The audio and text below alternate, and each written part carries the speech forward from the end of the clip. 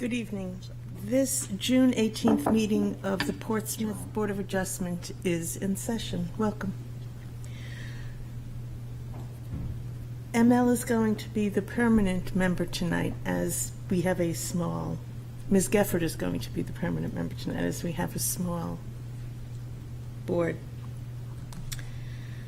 Due to the large volume of requests, we are only hearing part of this. There will be another meeting on June 25th for parts F through J of this month's items.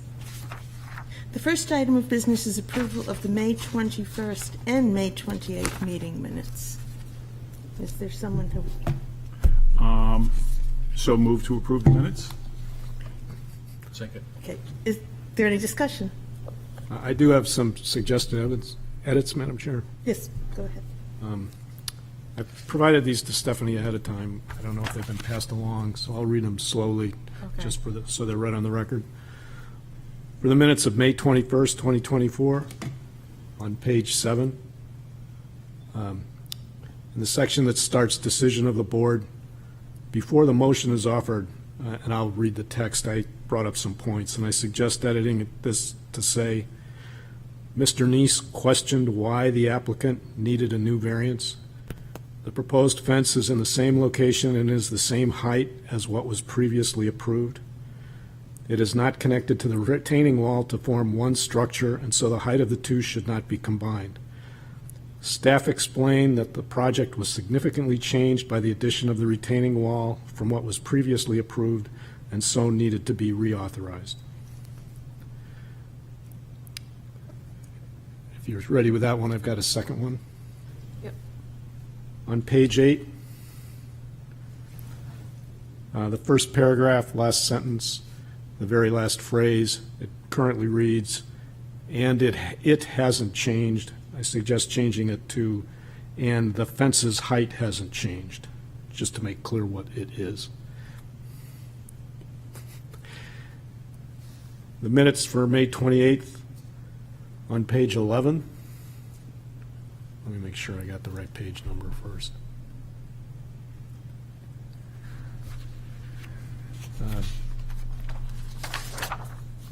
In the paragraph under speaking to, for, or against the petition, the second line of that paragraph, I believe it reads includes, at the end of the line it says included raising, R-A-I-S-I-N-G, and I think it's meant to be raising, R-A-Z-I-N-G, because they were tearing down the structure down, so it's just a correction of a typo. And then at page 12, at the end of the first paragraph on that page, I suggest adding, Mr. Neese also noted that even the applicant's attorney admitted it was possible to fully comply with the ordinance by putting 4 residences into one building, consistent with the provisions of the zoning ordinance. Therefore, the property could be used in strict conformance with the ordinance. That's all I have. Okay, thank you. Do the motion maker and second approve of these Yep. amendments? Yes. Are there any other changes I should ask before we do that? No. Okay, then all in favor of approving the minutes of the 21st and 28th? Aye. Aye. Anybody opposed? And I abstain. You may. Thank you. So the first item of business under new business is the request of Kimberly Rosensteel and Timothy Sullivan, owners for property. I should let you read this, right? Okay. I have to recuse myself, which means you have to select a chair to continue this one item. Can I nominate Richard David, would you mind? I was already previously asked, and I said We yes. checked. Is there a second? Second.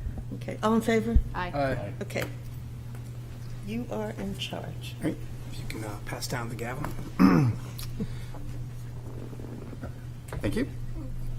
All right, I will assume the role of acting chair in the absence of our vice chair and also the chair needing to recuse on this first petition. So the item is New business, item A, the request of Kimberly Rosensteel and Timothy Sullivan, owners, for property located at 63 Humphreys Court, whereas relief is needed to install a mini-split air conditioning system, which requires the following relief. 1, a variance from section 10.515.14 to install a mechanical unit 2½ feet from the side property line, whereas 10 feet is required. Said property is located on Assessor Map 101 as Lot 38 and lies in the General Residence B district. Who is here to speak on behalf of this petition? Please come forward and identify yourself. Yes, my name is Timothy Sullivan. Okay. So go easy on me. That's my first time. But yes, this 63 Humphreys Court is an older home with no permanent air conditioning and is heated by hot water radiators that are inefficient and supplied by a propane burning boiler. As clearly the summers are becoming increasingly uncomfortable and we have 3 small children with no permanent air conditioning, we'd like to install a permanent mini-split a heat pump with air conditioning. So at our house, there are 3 potential locations for on the property for the external unit. We're requesting this variance because we'd like the outdoor unit to be placed on a strip of land between our home and our neighbors at 53 Humphreys Court, which is in proximity to their pre-existing outdoor unit. So we have 2 alternative locations that are available. One is on the west side of our house, which is directly adjacent to a community garden that's enjoyed by members of the community. And then the other location would be in the backyard of our house, which would not require this variance. But our concern is that our lot is quite small, and the backyard is where our children play. And we're concerned about potential damage to the unit in this small space, but also that putting it in this location would potentially hinder future development, such as a deck. So the location between our home and our home at 63 Humphreys Court and our neighbors at 53 Humphreys Court would have the biggest potential impact on our neighbors, Michael and Zoe DeBoule. However, there is, in our location, there's a traditional air conditioner located under the deck behind our immediate neighbor to the north, which is the condominiums in this old school building, which is quite noisy in the summertime. And additionally, like I had mentioned, there's the DeBoules have a mini split unit in the same location. So we do not feel that a second heat pump in the same location would have much impact and noise on their space. Additionally, through a text message, our neighbors have told us, quote, to put the AC unit wherever works best for us. It won't matter at all to them where it's located, and tell the city we approve. So our intention is to have the unit as far back from Humphreys Court as possible, either directly across from our neighbor's unit or else tucked back a little farther behind a fence that we have there to make it minimally visible from the road. So right now, the HVAC unit at their house is located 3 feet from the property line between our 2 homes. Placing the unit directly adjacent to theirs or across from theirs would leave our unit about 2.5 feet from their property line. If we placed it further back behind our small fence where it's minimally visible from the road, it would be about 2.65 units or feet from the property line. This would be close, but it would minimize visibility from the street. As far as zoning ordinances to be met, the variance will not be contrary to the public interest because the mini split would be replacing the use of propane boilers for heating in the winter and some standing air conditioners that are highly inefficient that we use in the summertime. So it's therefore in the public's interest to approve this. As far as the spirit of the ordinance being observed, the proposed mini split would be set back from Humphreys Court in a minimally noticeable location, and it avoids the west-facing wall of our house that's directly across from the public gardens that neighbor us. As far as substantial justice, we'd like to place a unit at our home as far back from the road as reasonably possible, where it can be seen minimally by passersby. And then additionally, there's substantial community justice related to the lower emissions from our unit. As far as the values of surrounding properties not being diminished, our neighbors at 53 Humphreys Court, as I had mentioned, have an outdoor unit in essentially the same location, which has not diminished the property values in either home. And as far as literal enforcement of the provisions of the ordinance would result in unnecessary hardship, I'll just reiterate, we have 3 small children and a very small lot. Our children use our backyard for play, and our concern is that the HVAC unit in this location could be damaged. The strip of land between 63 Humphreys Court and our neighbors at 53 is small, essentially unused, and currently already has an outdoor HVAC unit on our neighbor's property. So we think that it's the most obvious location for our unit. Thank you very much. Okay, thank you. I will open up any questions for the applicant from any board members. Mr. Neese. Thank you. Could you elaborate for a little bit more why you don't want to place it on the west side of your property? Would you still need a variance if it was on that side? So as far as the variance of the 10 feet, we would need a variance. Actually, we would need a variance because that has, I didn't do the measurements, but it has to be within 10 feet. But that location is it's a community garden where one of our neighbors plants, actively maintains it. There's a garden, the children come to play there. So it would be, I think the mini splits are minimally, have minimal noise, but I think it'd be a little bit of an eyesore to be placed directly across from a garden that the public enjoys. Thank you. Okay, other questions? All right, I do have a couple. So just want to validate, well, first of all, you have a couple of different options that you're looking at, and I'm looking on page 35 of our packet. So for the two that are on the side closest to 53 Humphreys Court, Yes. I guess I'm trying to understand your diagram, but I think based off of the pictures, because this is following you, I think 2013 timeframe. You guys did there was a renovation done to this home. That was before we had moved there, but yes. Yeah. Okay. So the garage sort of has like another addition on the back of it that's a little bit further inset. Is that? Yes, that's correct. Okay. So is there a preference on either of these locations that you're showing here from a mechanical standpoint or running of the coolant Mindset. pipes or whatever the case may be? The company, the Pettigrew that came out said that either would be possible and neither would have a significant impact on the line sets on the front of the house. I think that it would be our preference to put it farther north because of both there being more of a setback because of the way the lot lines lie, but also because it would fall behind a small fence to make it a small pre-existing fence, which would make it less noticeable to the road. Okay. So the one concern with that location, and actually this is a question for staff, they're also required to be 10 feet off of the back property line. Is that correct? Yeah. I don't think that's showing the back property line correctly. Right.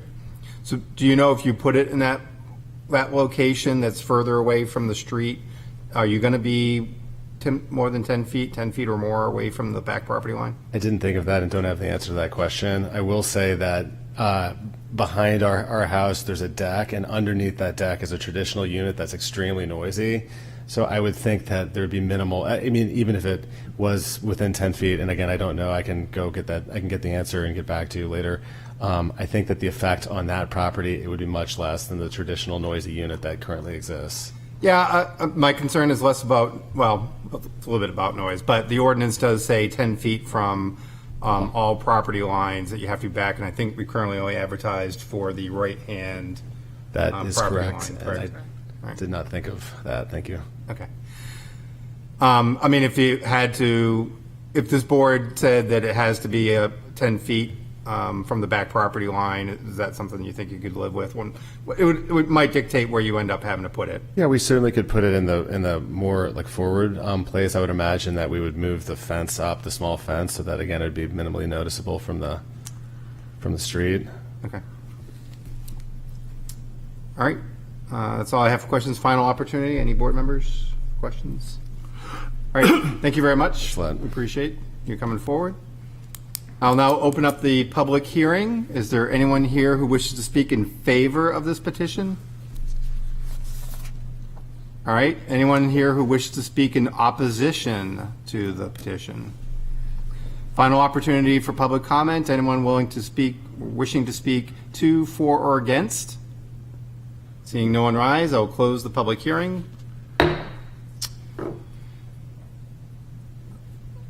So the other thing that we have from staff board is a recommendation, and this kind of goes back to some of the questioning I had. So on page 31 of our packet, planning department comments, there was a recommendation that any motion include this statement of the location of the unit may change as a result of review and approval of the permit as long as it's consistent with the side setback distance as depicted in the application materials. Again, potentially we have a concern with the back setback as well, that it would need to be in conformance with that. So open up for discussion or a motion. Mr. Mann, go ahead. Make a motion to approve as presented with the staff stipulation. Okay, is there a second? I'll second. All right, Thank you. This is a typical requests, especially when we get them from the south end. I believe the applicant has done their due diligence as far as where is the best place to locate it, as far as to have the least impact but still gain the benefit of having the AC unit. So, and the request from current is 16 inches. So, I mean, that's a minimal request. The structure was already non-compliant. It's not going to get compliant.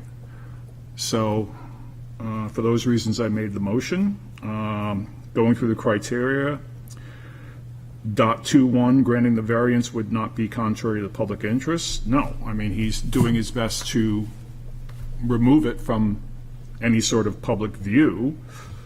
.22, granting the variance would observe the spirit of the ordinance. Yes, it would.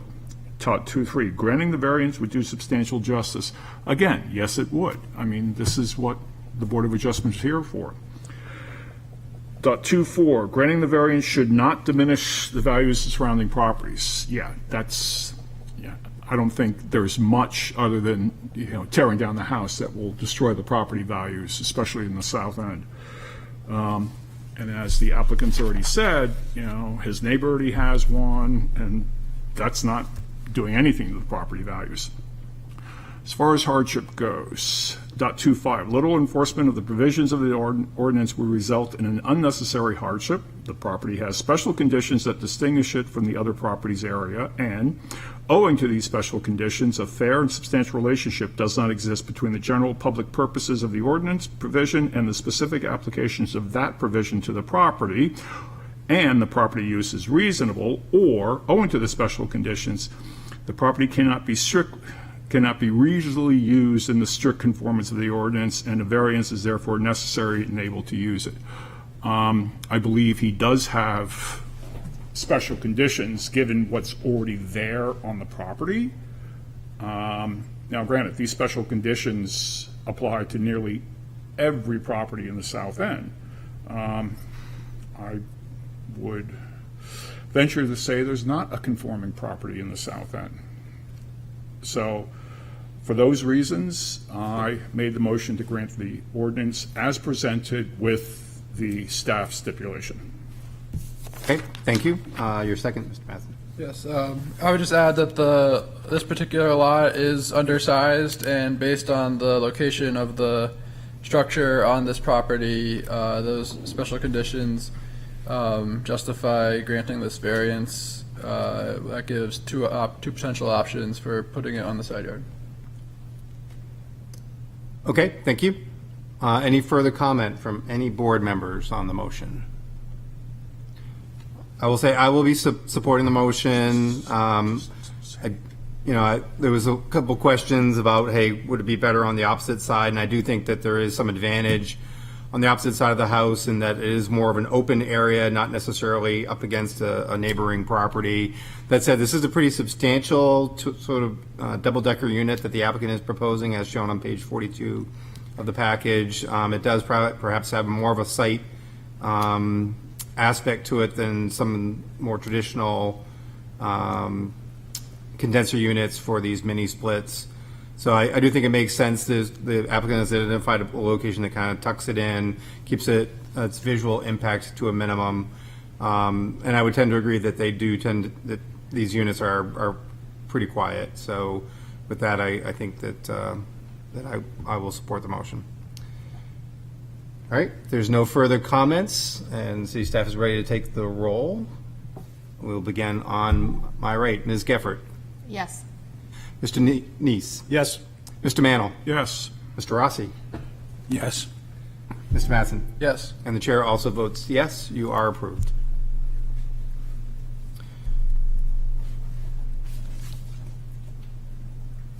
I'll return this back over to the chair.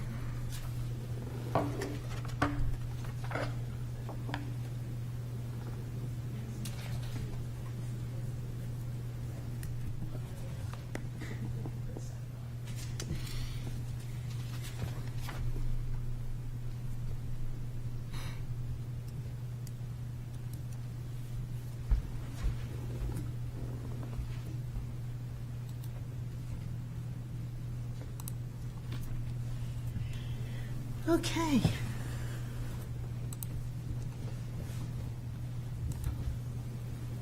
The next item of business, thank you, Michael.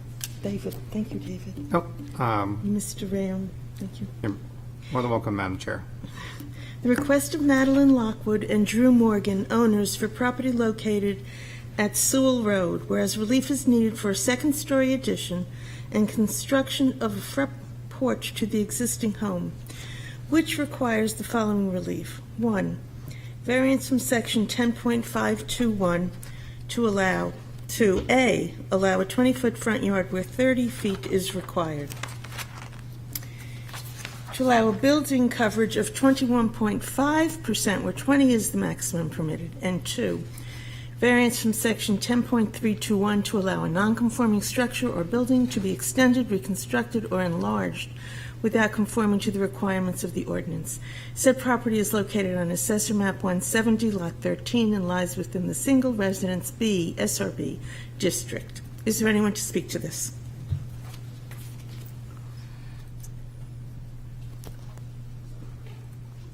Hi. Hello, I'm Maddie Morgan. This is my husband, Drew Morgan. We're the owners of 42 Sewell Road. So we're requesting a variance to allow a non-conforming building to be reconstructed without conforming to the requirements of the ordinance.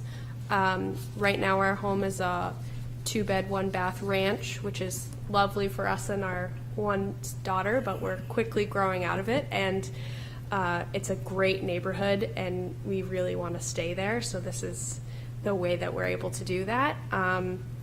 So this reconstruction would add a second story. The current footprint would remain unchanged, but since our current build is non-conforming, we need a variance to add a second story. And the new building height for our house would be 27 feet, which is below the maximum height. And then we're also requesting dimensional relief on the front setback of the property for outward expansion of a front porch, as well as building coverage relief.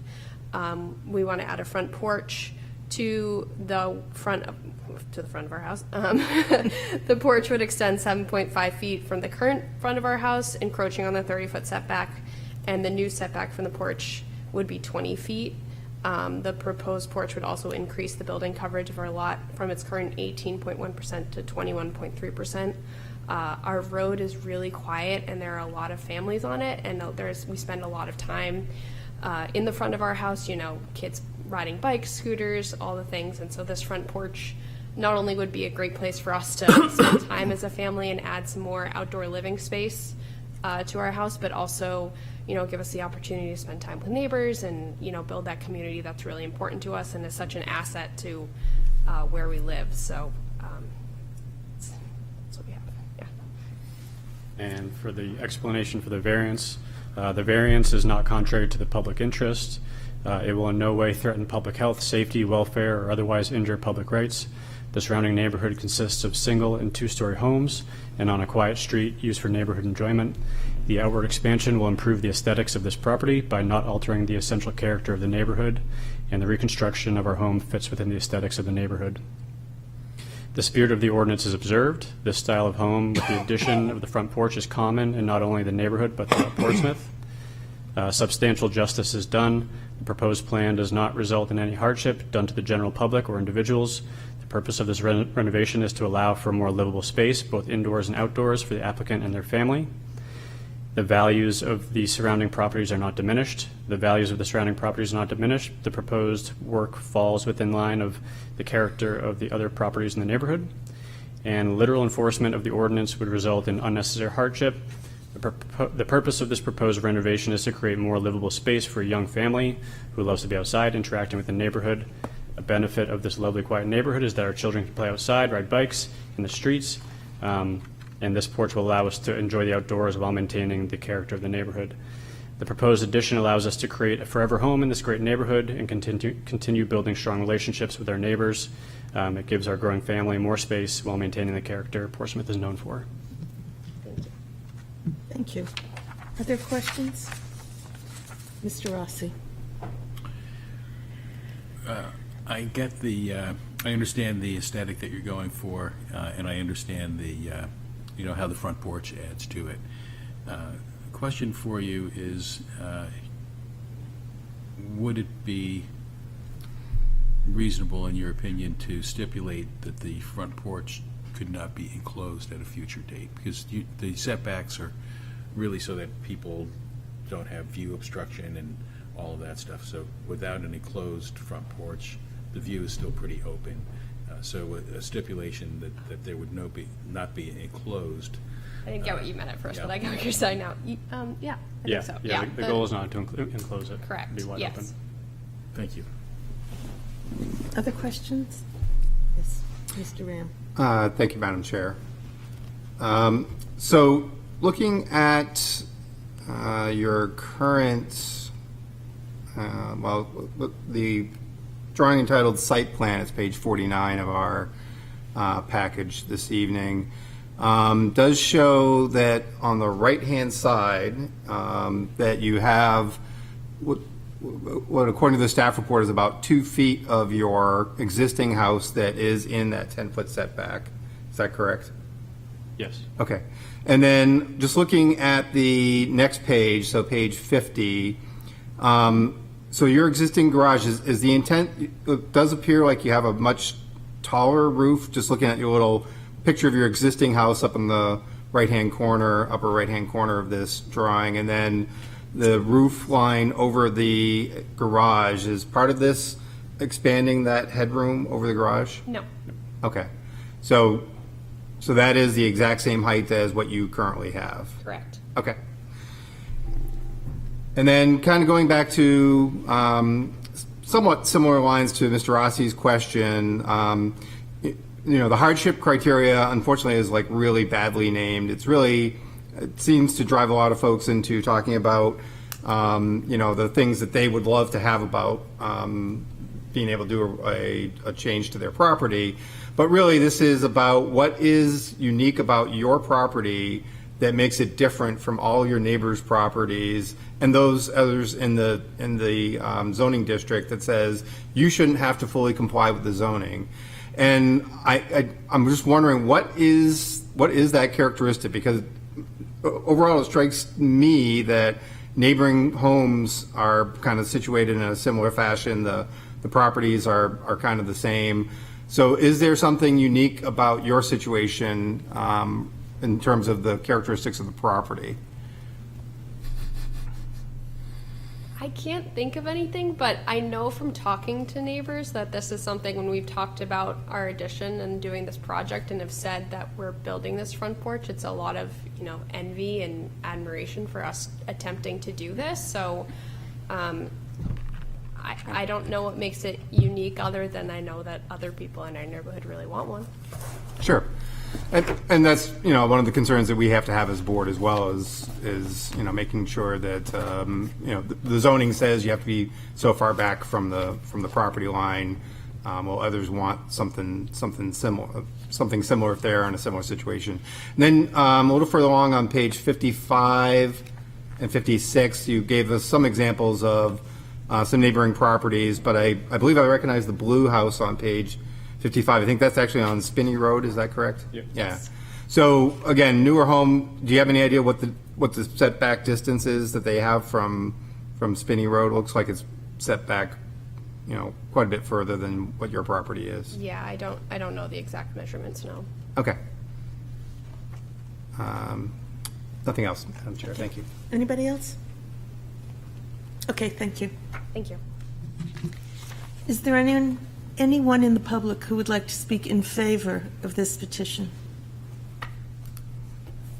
Is there anyone who would like to speak in opposition to the petition? Is there anyone who'd like to speak to, for, or against? Okay. In that case, the public hearing is closed. We do have 2 letters of support. If you've seen them, they were waiting for us. Okay. Actually, one of the letters of support is not necessarily helpful to the case because they state that they would like to do the same thing. So to the point that Member Ray Hume made, we would be allowing a reasonably conforming structure to be substantially non-conforming with regards to the front yard setback, where the other properties in the immediate neighborhood are also reasonably conforming. And so there's not only a potential but a likelihood that we would be setting a domino chain reaction in effect. Everything is looked at individually. Well, but that is something that we're allowed to consider, is whether or Of not course we'd we be are. changing, setting up a kind of a chain reaction within an area that would lead to more nonconformance. Countering against that, the issue of hardship, or the question of hardship, I think there are 2 things that are of interest about this property in that regard, and it may also apply to some, but not all, of the neighboring properties. And that pertains to the reason for the setback being to preserve sight lines and open air and space and so on and so forth. The lot area is smaller than what is permitted or required in this zone. So that in and of itself is a condition that can't be changed and is certainly pertinent to the lot area coverage. So that is a special condition of the property that weighs in favor of that particular variance. The property is also the last one that's kind of in a straight line. If you look at the property to the left of it, that house is angled at, looks like almost a 45-degree angle, so that the sight line issue from that house is completely irrelevant. And further, if we stipulated that the porch could not be enclosed at a future date, we're really not impacting the sight lines in the neighborhood. So I would feel comfortable in supporting the variance request on that basis. Okay, thank you. I saw your hand, Mr. Yeah, Hanson. one thing I would add is I've previously kind of gone back and forth on this, does it set a precedent and like the slippery slope fallacy. And something I recently saw from the virtual conference that we recently were able to, I didn't attend it, but I watched the videos afterwards. They actually discussed this, and they said that you are not supposed to consider the what if it establishes a precedent and others do the same thing. Would then that be an issue? We're not supposed to do that. So I think that we're kind of safe in that regard. And similar to Mr. Rossi's point, because this property is so undersized, it really doesn't take much to put it over the building coverage limit, and even at that, it's a pretty modest ask. So, and in regard to the hardship, this is definitely a reasonable use. So, Okay, thank you. Are there comments or a motion? Mr. Rand? Comments, if I may, Madam Chair. Yes, you may. Yeah, so, I fully agree. Each and every case that comes before us is an individual case. We balance it up against the criteria. Nothing we do specifically sets a precedent. At the same point in time, it is important for our hardship criteria that one of the things we just have to look for is what's unique about this particular property that sets it apart from others, both in the zone and in the general area. And so typically, a lot of times, these issues with the front of the property, from property line, somebody says, "Hey, my neighbors are actually, they're all closer than me, so I should have the same ability that they have." That is a unique situation with a particular property. It is misaligned relative to others in the neighborhood. In this particular case, I do think that the current property is very well aligned with others in the neighborhood. Seems like it was well planned out. Neighborhood was built like in the 1950s, set up well. I am empathetic to what the applicant is asking for, and I certainly do appreciate Mr. Rossi's thought that there should, at the very least, be a stipulation that says it can't be enclosed, because certainly that creates far more of a feeling of bringing the house forward onto the street. At the same point in time, this is a full-length porch. It's pretty substantial as part of an overall substantial increase in the size of this particular property. I'm still a little kind of surprised that that roof line over the garage isn't increasing in height, but the applicant says it is not. So with that, I don't know, I'm still kind of torn on, at the very least, I would definitely need Mr. Rossi's stipulation to be on board with this. But even then, I'm still not quite sure if we've met that hardship criteria. Anybody over here or a motion? If there are no further comments, I'm prepared to make a motion. Okay.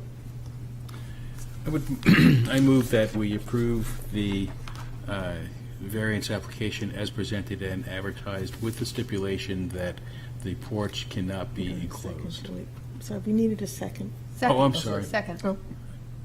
Okay. Whoever. You're the second. I actually nodded at Mr. Mattson without saying it. Oh, I out thought loud, you were but- telling No, me okay, to you're speak. fine. Okay, do I have to say it No, Ms. again, or Gefford. can No, we? you please continue. Thank you. Yeah, Ms. Gefford. Okay, granting the variance, with regard to the first two criteria which we're allowed to consider together, granting the variance would not be contrary to the public interest, and granting the variance would observe the spirit of the ordinance. As stated with the stipulation, and knowing that the ordinance is trying to prevent massing too close to the street, I do think that the open porch observes the spirit of the ordinance adequately. Granting the variance would do substantial justice. There is no loss to the public that would counterbalance the potential loss to the applicant for not being able to proceed with this modification to their home. Therefore, this criterion is also met. Granting the variance would not diminish the values of surrounding properties. I think we have attestations from the neighbors that they believe that the renovation of this home would be an upgrade for the neighborhood and would, in some sense, bring other properties greater value as well by improving the overall aesthetic of the neighborhood. And I agree with that. Therefore, that criterion is also satisfied. Literal enforcement of the provisions of the ordinance would result in unnecessary hardship because the property has special conditions that distinguish it from other properties in the area. Okay, so the special conditions, as stated earlier, are, one, that the lot area is non-compliant already, and therefore any addition to the footprint of the house is likely to go over the lot coverage percentage specified in the ordinance. And that is not a changeable condition for the property, so that is a hardship of the property. The other special condition that I see is its location, and particularly with regard to the house to the left property line, which is angled away from this property, making the potential for obstructing sight lines from that neighboring property really irrelevant. And non-existent. And so that is another special condition that is to be weighed in considering whether or not this is a reasonable modification to the property. And given those conditions, I believe that this use and these modifications, this renovation, with the stipulation added, is reasonable. Thank you. Does the second have anything to add, Ms. No, Gefford? thank you. Okay. Is there further discussion before? Yes, Mr. Neese. The only other thing I'd note as a special condition is the property is already non-conforming on the front setback, which limits the ability of the property owner to make any changes to the front of the house without adversely impacting the setback even more. So I think in light of that, this is a reasonable modification that they're making and is supported by, and I will support the motion. Okay. Thank you. Mr. Mantle, did you want to say Yes, something? I would just echo Mr. Rossi's comments, is that the hardship is the fact that this property, probably with a lot of other properties in the area, are zoned incorrectly. And that's proven by the fact that, he's already 10 feet, the house is already violating this. I mean, since the requirement is 15,000 square feet, they have less than 2/3. So all the requests, are totally reasonable given that hardship that's inherent with the property. So I will be supporting the motion. Mr. Mattson? Yes, I'd just elaborate slightly on the hardship criteria as well as it relates to the property next door where that structure is angled away. It relates specifically to this property where it's located on the road, and the curvature of the road makes it unique from the others. In regards to the intent of the ordinance with sight lines and air and light and everything. Okay, thank you. Are we ready to vote? Okay, a yes vote allows this addition. Ms. Geffert? Yes. Mr. Neese? Yes? Mr. Mantle? Yes. Mr. Vayam? Mr. Rossi was persuasive, yes. Yes. I'm going to write that down on my calendar. Mr. Rossi? Yes. Mr. Mattson? Yes. And the chair votes yes. You're approved.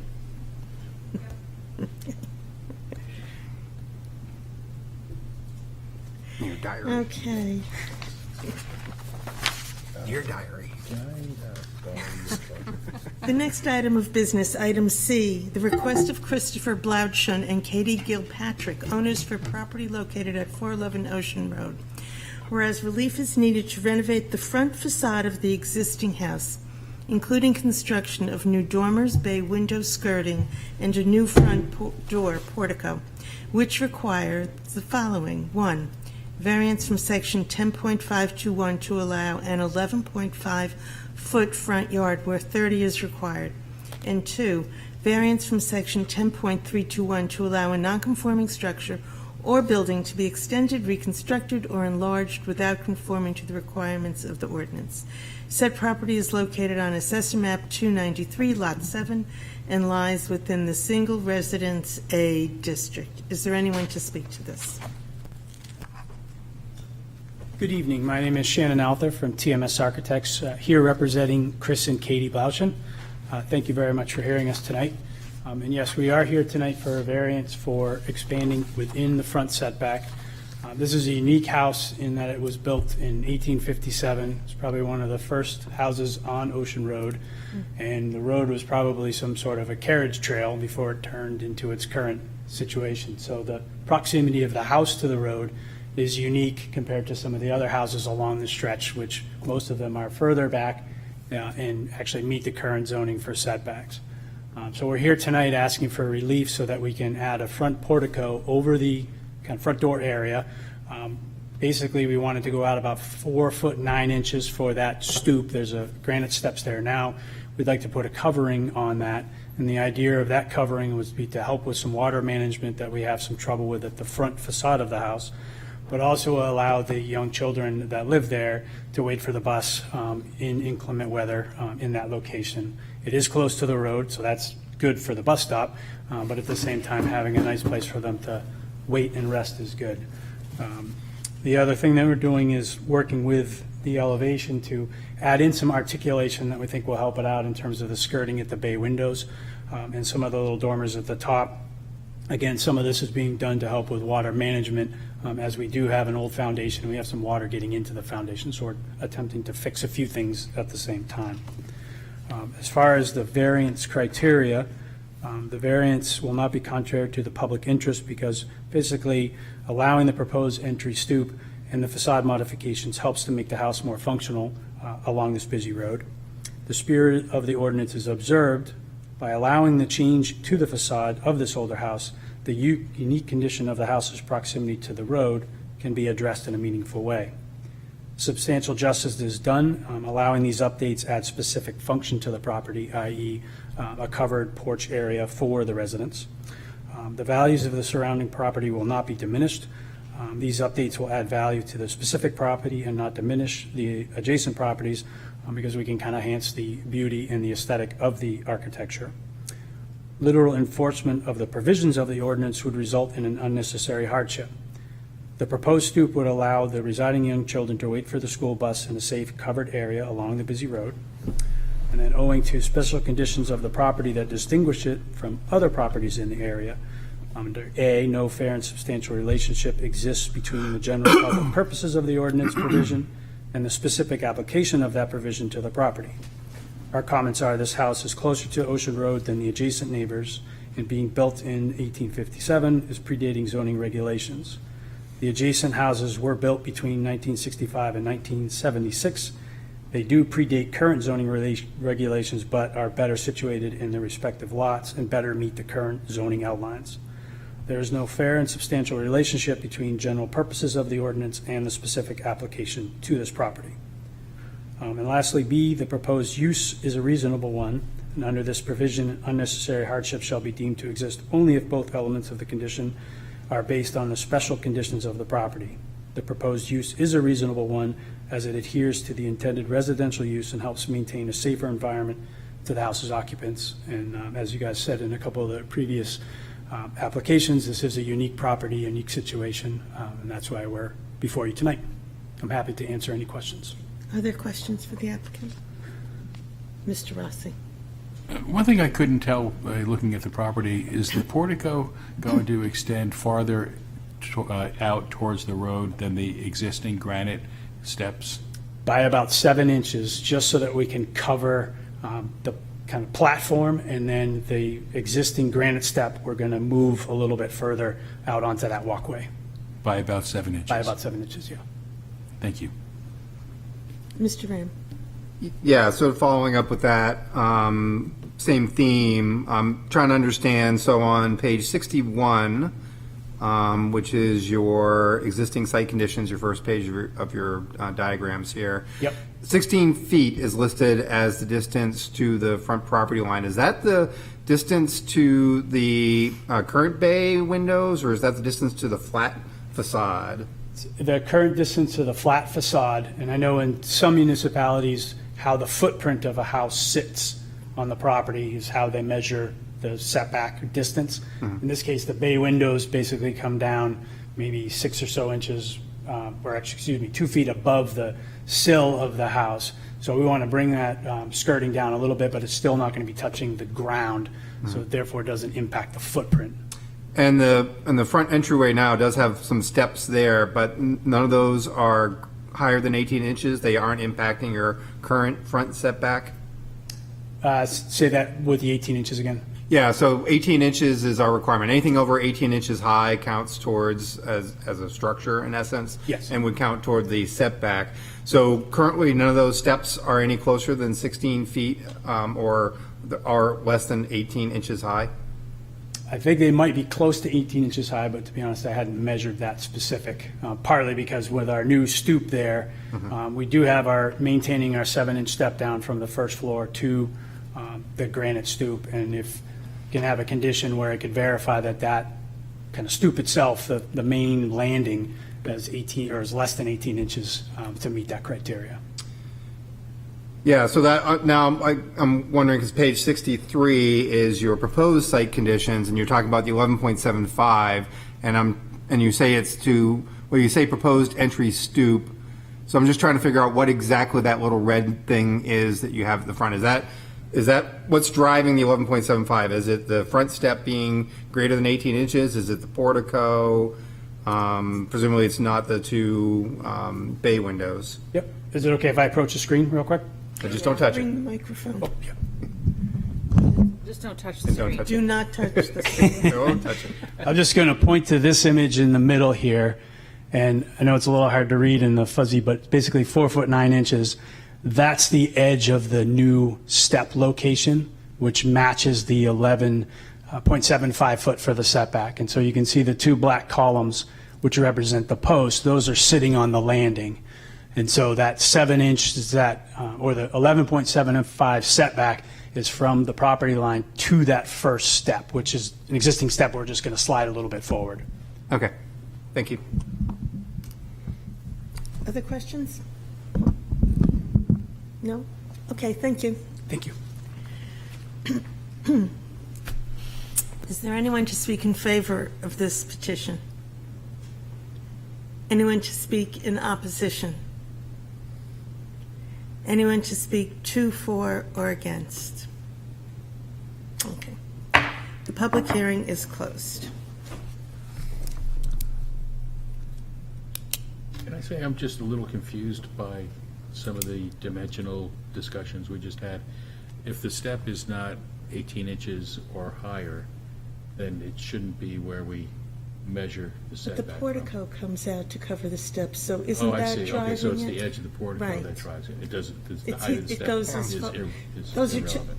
The 18 inches could impact coverage because it's a building, but in terms of frontage, it's the portico as well. Okay. They're even. Well, I thought that's The what we 7 heard. inches. no, looking at page 63 again, so 16 feet minus so he's got 4 feet, 3 and something or other That's inches, 4.5. 4 feet, 3 inches plus or minus, I guess. Yeah. So that is to the front step, and then as it points out, the two black columns sort of form the front of the portico. One way or the other, it's conservative, saying 11 3/4 feet is conservative for us, and then what we're calling for is actually 11.5, so it's even more conservative there because the staff rounds the nearest half foot, so. Mr. Yep. Mattson. I just wanted to add that, so there's 2 steps here, 2 risers, and a riser isn't allowed to be more than 7 3/4 inches, so it shouldn't be more than 15 inches, Right. so it should be under the 18. But because of the portico, they would need the relief for this modest proposal. Okay, thank you. Anybody over here?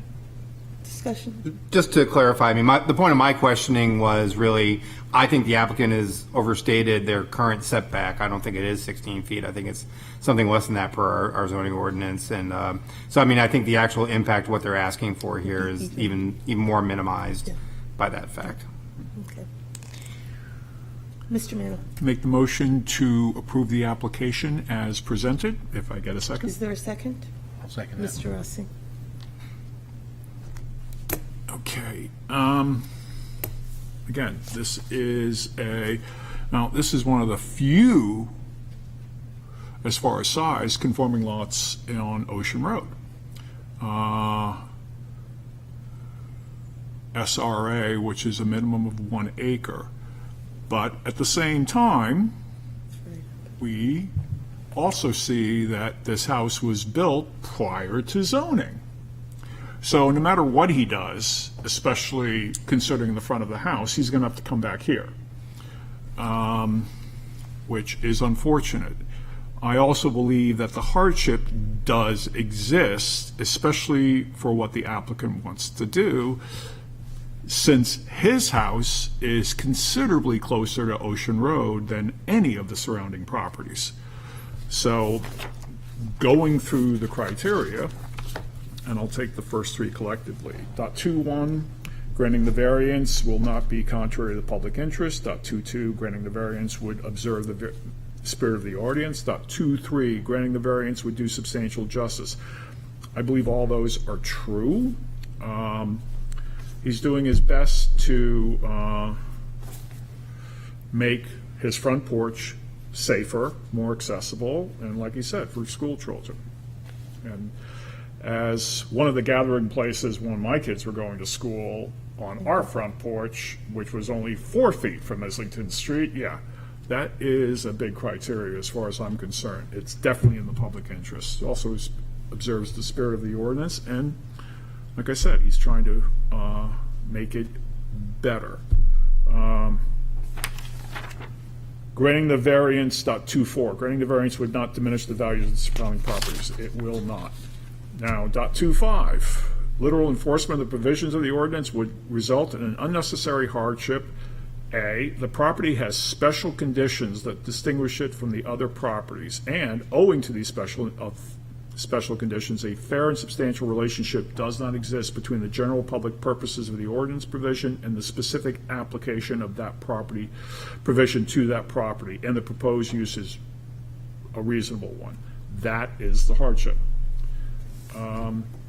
There is special conditions, as I just stated. His property is, just looking at the immediate properties, is far closer to Ocean Road, which is not exactly a small, quiet street. It's very busy. And that's a special condition. So the hardship does exist. That's why I made the motion. Does the second have anything to add? I do.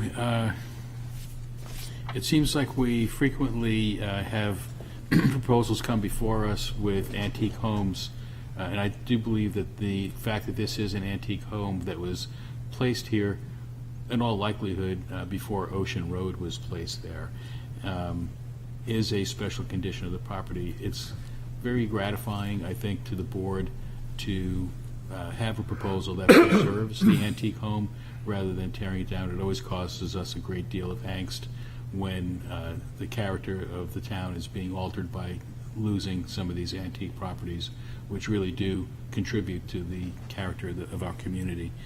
So I do say that the location of the home, based on its historic, nature, is a hardship that makes this, the only way that they can really change the front facade to address some substantial structural issues of water damage and seepage is to get this variance, and that therefore satisfies this criterion. Is there further discussion? Okay, then we will vote. A yes vote allows the changes to the structure. Ms. Geffert? Yes. Mr. Neese? Yes. Mr. Mannel? Yes. Mr. Rayam? Yes. Mr. Rossi? Yes. Mr. Mattson? Yes. And the chair votes yes. So you are all set. Thank you very much. You're welcome.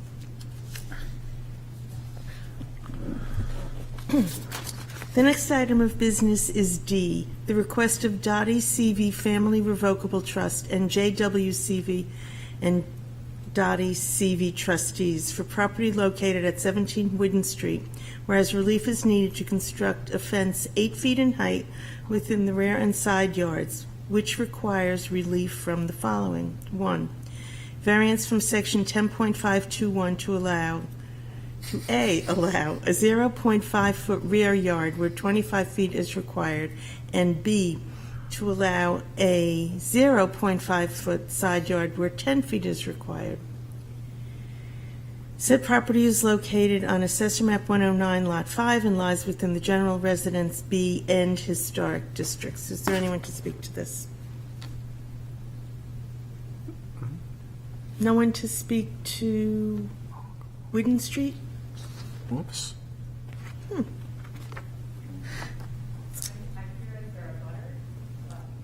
Yeah, that's not going to help.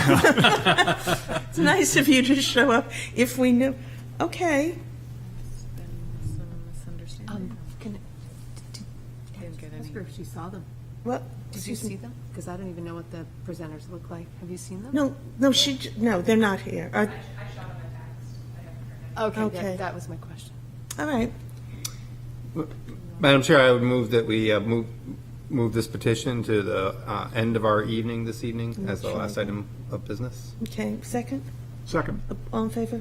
Aye. Thank you for doing that. Okay. E, the request of Lonza Biologics, owner for property located at 101 International Drive, to add 4 above-ground storage tanks, which requires relief from the following.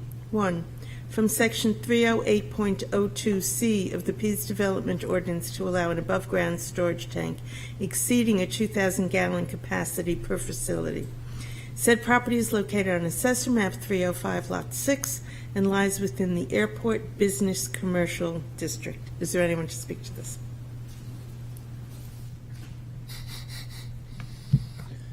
Good evening, folks. Eric Mayer, Donahue, Tucker, and Chandela here on behalf of Lonza Biologics. With me is Mike Feeney, of Lonza Portsmouth, as well as Neil Hansen of Ty and Bond.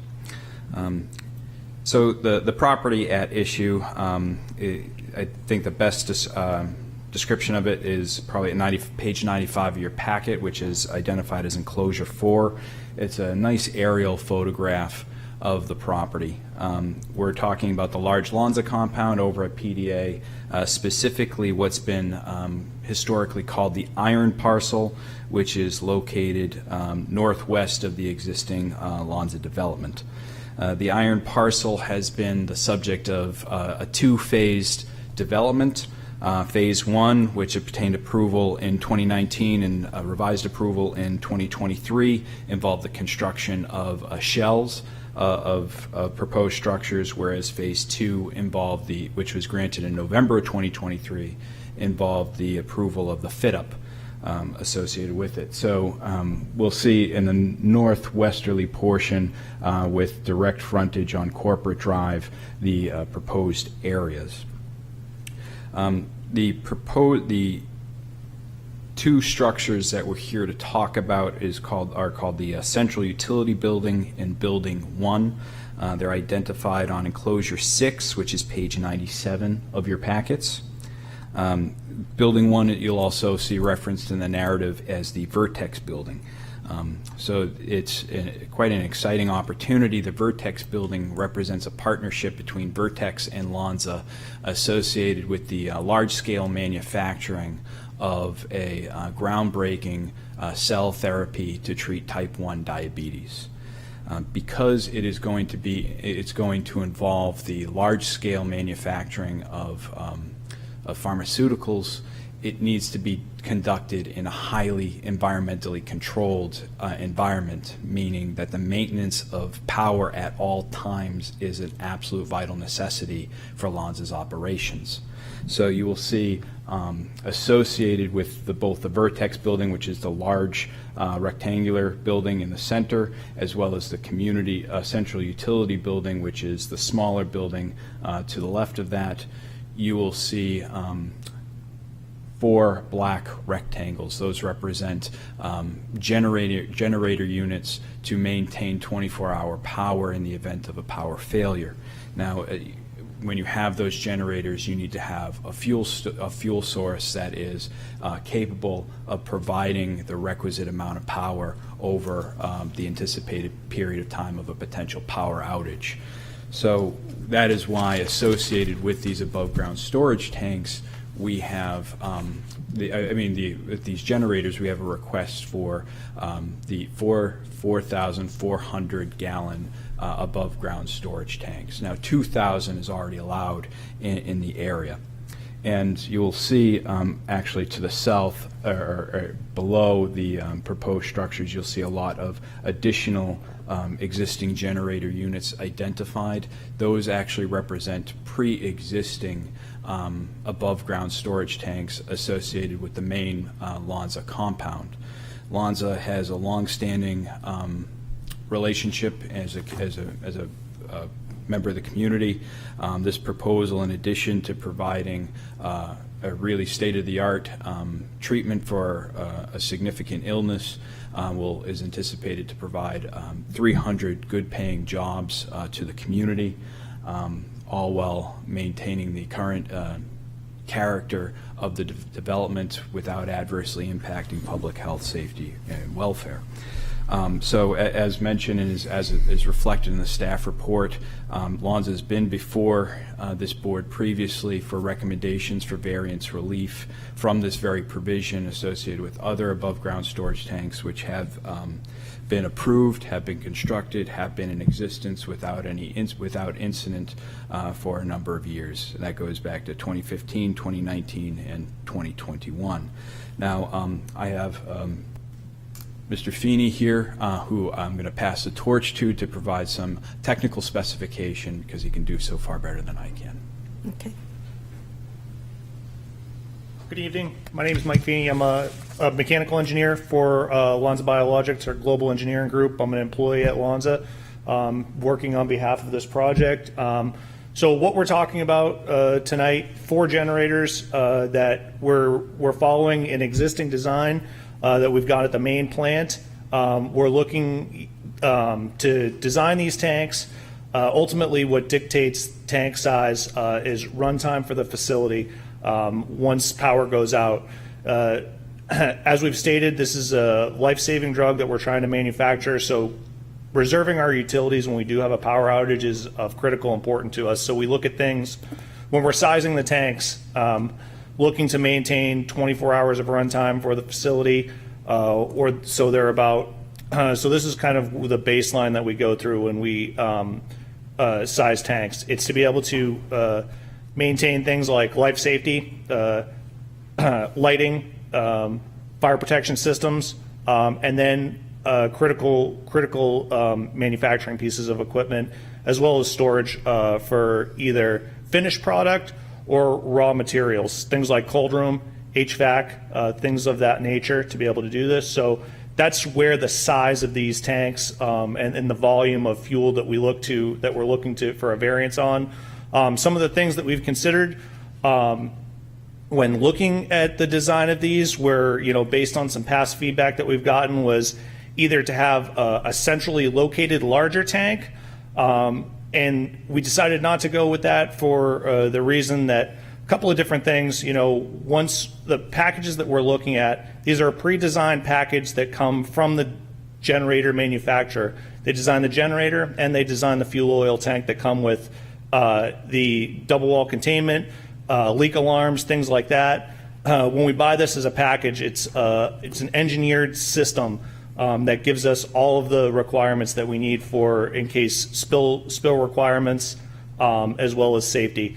If we were to go with an external tank, that's then another vendor, another engineering firm that we would have to come in to be able to design an external tank for us, to be able to design leak systems for piping system that would then have to feed all of those other generators. So ultimately, we did a risk analysis to look at, could we do a centralized tank? Could we do maybe 2 tanks to feed these generators? And what we felt was that compartmentalized tanks under each generator provided the least amount of risk for an environmental spill.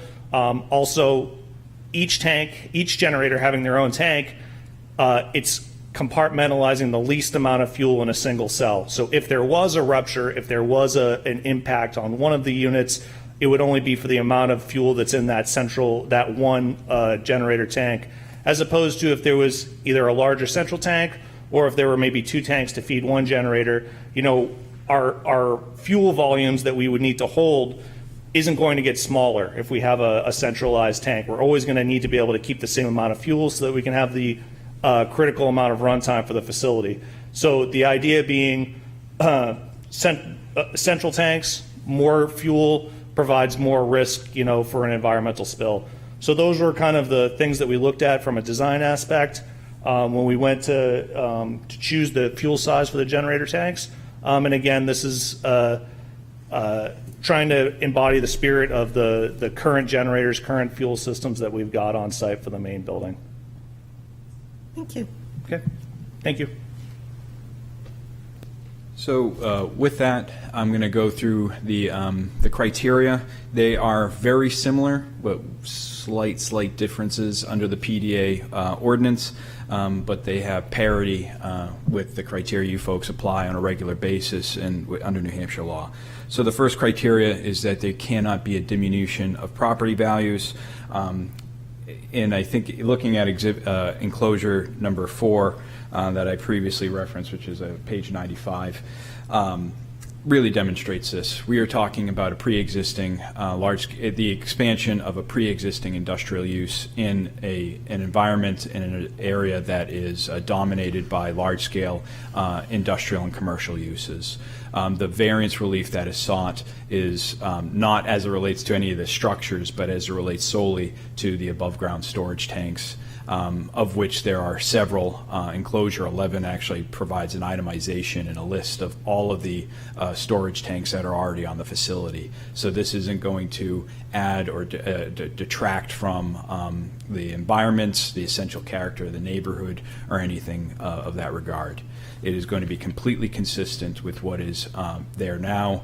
Lonza has an existing spill prevention, control, and countermeasures plan, as well as an existing spill response program because that has operated and been in use. There hasn't been any incident of which I am aware related to any of their existing tanks, and they are a good operator where these items are regularly inspected and tested to ensure that they are in good working order. So we do not think that there's going to be any potential diminution of property values. Moving on to the next two, which are considered in tandem, beneficial to the public interest, which is similar to not contrary to the public interest. And then you also have, it cannot be contrary to the spirit of the ordinance. Section 301 of the PDA zoning ordinance identifies the general public purposes of the ordinance, which is promoting good and effective use of land, allowing for proper high-quality economic development, ensuring safety and protection of natural resources. Here, that is being done here. We're talking about an increase in capacity of what is a permissible use and a permissible structure, but for its capacity. But given the preventative measures that are already in place, the long-standing history associated with safe operation of existing holding tanks, as well as the fact that these are going to be designed to have the requisite safety features in place, including the requisite containment basin in the event of a rupture, given the fact that they are going to be otherwise compliant with PDA's ordinance. We believe that's adequately ensured here. There's not going to be any alteration in essential character of the neighborhood because it's just adding to an expansion of a pre-existing large-scale industrial use, and there's no likelihood of adverse impact to public health, safety, and welfare for the reasons stated. Turning next to the unnecessary hardship criteria, special conditions. I would challenge somebody to identify what a more unique property than this one here. You can see it from the highway. It's a very, very large industrial facility. This is associated with an expansion of it that has already gone through 2 rounds of approval from the planning board. The structures have already started to be constructed. The shells are there. They're starting to be fitted up. And so we have an existing use that is specifically geared toward large-scale manufacturing. And as has been reflected by this board's prior approval of other above-ground storage tanks, this is a directly related and a necessary component of large-scale pharmaceutical manufacturing. So we believe that the use is reasonable, and with the design features, the location, how it has been designed, why it has been designed and placed the way that it is, we believe that this is within the spirit and intent and consistent with the public purposes for which the ordinance serves. And then lastly, turning to the substantial justice criteria, the test for that is whether the benefit to the public from the denial of the variance outweighs the harm to the public, the harm to the applicant in the denial of the variance. And here, I cannot identify a single benefit to the public by the denial of the variance here.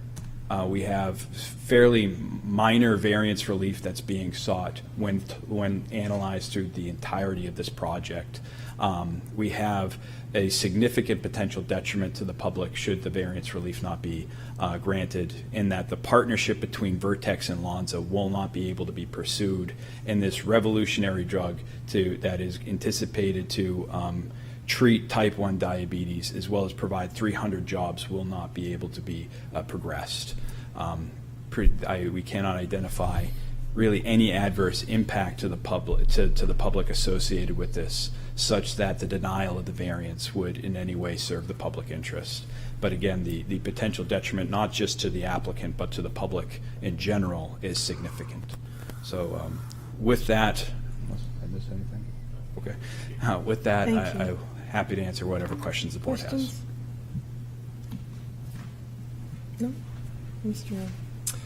Thank you, Madam Chair. So appreciate that you come before us just about every 3 years or so, kind of like cicadas. Millie the Brood in 2018 was a year late. They came out in 2019. And I also appreciate that you answered my concern that I brought up back in 2019 about, would it make more sense for you to have a central tank understand the risk analysis behind it. I guess my new appeal to prevent this from having to happen 3 years from now is, I mean, it's pretty clear that these very massive backup generators with the requirement for a near 4,000 gallon tank to be able to meet your needs is like integral to every process that you're going to have at Lonza. Is there some way to go back to the Pease Development Authority and get the whatever the reasoning was behind the 2,000 gallon limit, get it changed around so that, again, you don't have to go through all of this? We would appreciate not having to be in front of you folks every 3 years as well. So we can certainly, we can't control what regulations Pease enacts, but we can certainly speak to whether or not that can be amended at some point in time in the future. Yeah. I think Lonza would certainly support it. Yeah, it just seems very integral to your business model or your client's business model. So just, yeah, food for thought. Definitely. Anybody? Yes, Mr. Neese. I guess I have one question. It's unclear to me where the tanks are going. Are they co-located with the generators? Is that correct? Yeah, I'll pass the mic. So you're correct. They're within the structure of the generators. They're called belly tanks. So the tank is actually underneath where the generator sits. So the footprint that you're looking at will include the engine, the alternator that creates power, and then underneath that is a belly tank where the fuel actually sits. Thank you. Yes. I have a similar question related to the 2,000 gallon limit. I understand how you arrive at the size that you need based on the runtime. And I understand that in general, a smaller tank, if there's something that goes wrong, it's less detrimental. But do you know why the 2,000 gallon limit is 2,000 gallons? I don't know standing here tonight why that exists. I imagine it had to deal with something along the lines of not having large scale fuel above ground storage tanks as it relates to more common commercial uses, as opposed to large. I mean, it's a provision of general applicability across all zones in the PDA. So I imagine it probably likely had to deal with the more run-of-the-mill commercial office spaces as opposed to large-scale industrial manufacturing facilities. Okay. Thank you. Thank you. Is there anyone in the public who would like to speak in favor of this petition? You don't want to go. Is there anyone in the public who would like to speak in opposition? Is there anyone who would like to speak to, for, or against? The public hearing is closed. Yes, Mr. Neese. If I might ask a question of staff? Sure. I guess, assuming we get a motion to approve, how do we construct our rationale? Do we tailor it to match the PDA's requirements? Yes. Which are slightly different from ours? Yes. Yes. They would be tailored to the PDA's requirement. It's only a recommendation. Recommendation, etc. Right. Yeah.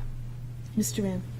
Madam Chair, I would make a motion that the board recommend to the Pease Development Authority that the variance from their zoning provisions be granted for this Is there a second? application. Okay, Mr. Rossi has seconded you. Okay, thank you. So again, this is just a recommendation by this board. It is a little bit odd, but the Pease Development Authority is a very unique, well, not unique, it's a interesting public-private government coalition that was created with the Pease Air Force Base being closed and redeveloped for other uses. So just going for the general provisions, variances call for us to consider 5 items, as the applicant has pointed out. First, no adverse effect or diminution of values of surrounding properties would be suffered. I think the applicant has made a good argument there that this is a very large site, even by Pease standards, that these tanks are well within the confines of that they are a natural component of the type of manufacturing that is done here throughout this substantial piece of property. Would not look out of place, and with that in mind, and therefore it's difficult to see where any diminution in the values of the surrounding properties would occur. Granted, variance would be of benefit to the public interest. So again, this is sort of a balancing test similar to what we have for our regular criteria. There's really nothing here that the public would say is a negative with respect to the larger size of the tank. There is some increased risk perhaps of a larger spill. That said, the applicant has made it clear that these are well engineered, and in fact one of the driving criteria from their risk analysis is that these are prepackaged engineered systems of a smaller capacity than, say, pooling them all together in a larger tank. So therefore, really, there is an overall benefit to the public to as part of this necessary business model for this manufacturing company to, in fact, have a 4,000 gallon-ish tank versus 2,000. So now the variance would result in unnecessary hardship to the person seeking it. So again, this is integral to their business model. A 24-hour runtime is probably a realistic time frame. If you had to get it refueled, you probably would be looking at trying to bring additional fuel out to the tanks within a 24-hour period. So that would be a logical time frame that would take you to go and get additional fuel to be able to continue to run these in the absence of a commercial power source. So it would be hardship to say, nope, you're only limited to 2,000 gallons. Granting the variance would be substantial justice, again, in favor of the company. There's really no competing interests on the part of the public or the Pease Development Authority to say that this shouldn't take place. And the proposed use would not be contrary to the spirit of the zoning rule. Again, it's somewhat unclear exactly what the genesis of the 2,000 gallon limit was. It may have been some kind of sensitivity on the part of the Air Force to not necessarily allow large tanks on this property that could result in a negative underground spill of some sort. There is our wildlife area toward the back end of the Pease property that also needs to be protected. This particular property is far away from that, is far closer to highways and other types of uses. So I do think that the spirit of what it's trying to accomplish is probably preserved, even though these tanks are in nominally double of what they previously were before. And it's reasonable to meet one or more of the standards in the subsection C. So therefore, I say we recommend approval. Does the second have anything to add? Just an overarching view that Lonza as a company is an established corporate resident in the Pease Development Authority. They have a track record of responsible stewardship of their facility and safe management of the facility.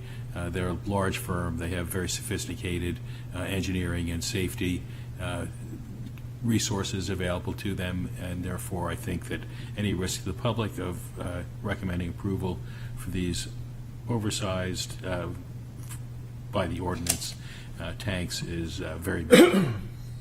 Okay, thank you. Yes. I'll support the motion, but I'd just like to make a pedantic point about what PDA actually sent us. Page 82, they've got a motion that says they're going to approve the tanks, assuming Lonza secures the requisite variance from the city of Portsmouth. It is hard to know. We don't grant them a variance. So Right. perhaps staff could informally remind the staff over at PDA that we give a recommendation and not grant a variance. And in the past, that has been written more clearly. This is unusual. Yeah. Any further discussion? Okay. Then a yes vote allows the big tanks.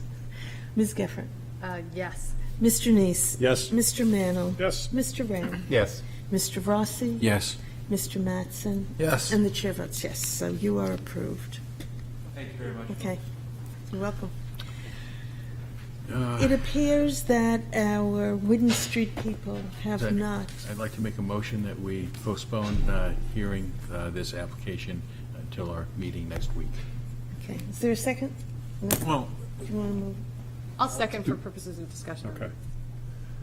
Okay, A point of clarification, city staff, are you okay with that from an advertising standpoint, or do you feel it needs to be a month? It was noticed for this meeting, but if you postpone to a certain date, then you should be okay Okay. in that regard. So there's no problem with legal or renoticing or that, or anything like that? Shouldn't be if you postpone with a date in mind, if you want to add June 25th to the motion. Okay. So I was going to make a motion to postpone it to July and renotice well, it. it may still come to that, but Yep, we okay. can see what they have to say. See what next week brings us. So the motion is to postpone to our next week meeting, June 25th. All in favor? Aye. Okay. Anybody opposed? Motion to Tell me. adjourn. Motion to adjourn is welcome. Is there a second? Yes. All in favor? Aye. Aye. Okay, thank you.